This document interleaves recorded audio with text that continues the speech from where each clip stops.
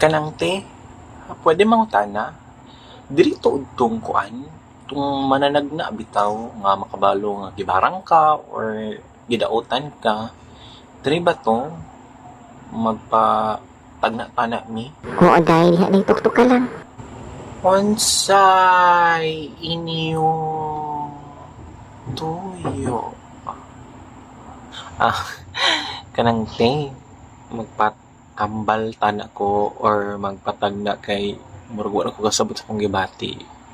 Piling na ko murag lahi na siya sa normal, liligin ni siya na normal. Basig, matabangan ko ni Mote. Kay gion sa mande ay ka lang. Kanang animang kunte. Mo 30 na ko karang katapusan. Nga. Since birth. Wala pagyug ko'y uyab.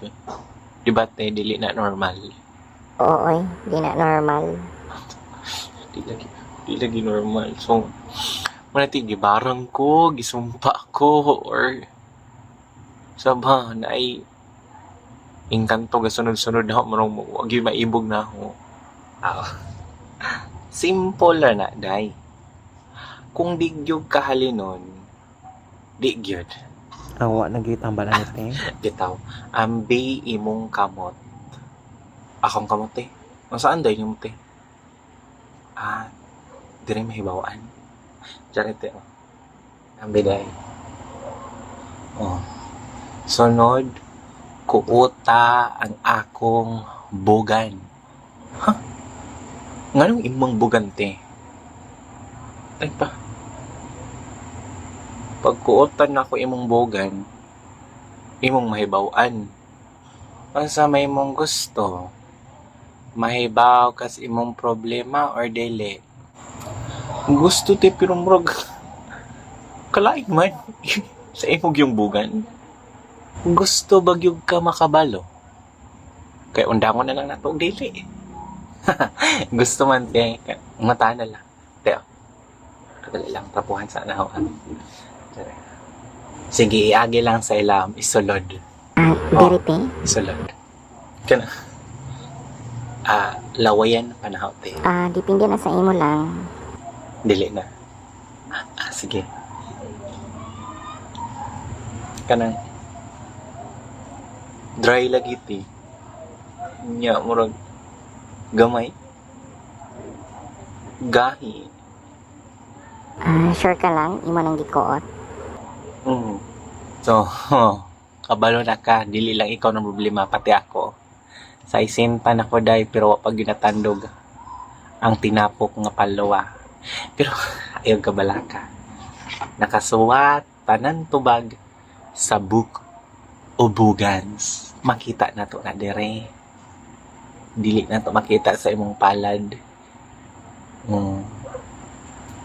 So, andam bakang maminaw sa solusyon sa imong problema. So, ang una gyud nimong himuon sa dili pa mag-alas 6, magkuha kag 7 ka udlot sa bayabas. Unya, pagka alas 6 sa takna sa gabi, imo ning usapon hangtod alas 12. Di gyud nimo ni undangon. Usap-usapon gyud nimo ni hangtod alas 12. Ay. Grabe din yung inusapay. Makaya ka na te. Murag 7, 8, 9, 10, 11, 12, 6 hours gyud kong mag-usap-usap. Pwede sa nimo ipausap sa lain. Sige.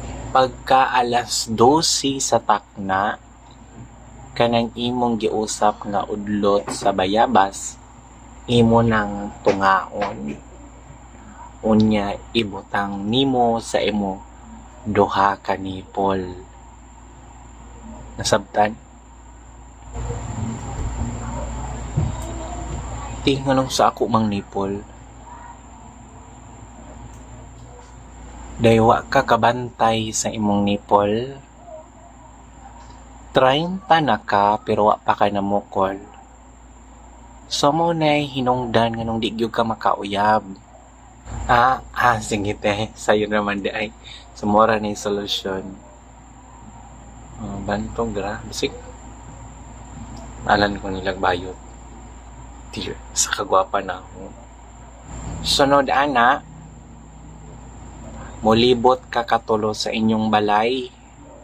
After tulo nimo kalibot, imong kaon tong imong giusap nga udlot sa bayabas sa imong nipol, imong usapon katulo, unya imong isabwag sa inyong balay. Kung motorok gani na kana, natanggal na tong sumpa. Pero ug wala ni turok, mag-inusa kang mamatay. Mura na tambalti. Di day na liso ang sabwag te. Magbuot-buot malikag imo. Maturok ka na. Maturok siguro kay lagi mo to. Last but not the least nga step para gyud magkauyab na ka. Unya mo epekto tong imong gihimo nga orasyon. Maghatag ka sa akong 1.5. Oh, 1.5. 1.5 te. Bako na inform nga 1.5 na. Dili din ni dire donation te. Ang tag 200 lang bitaw ang tag na.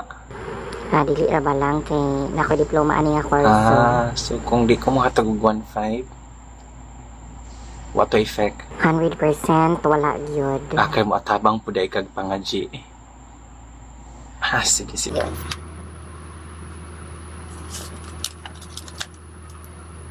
Kung ginibili ng 1.5, 50 plitera ka na ho. Di mo dayagan yun.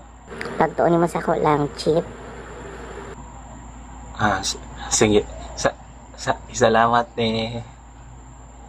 Sige te.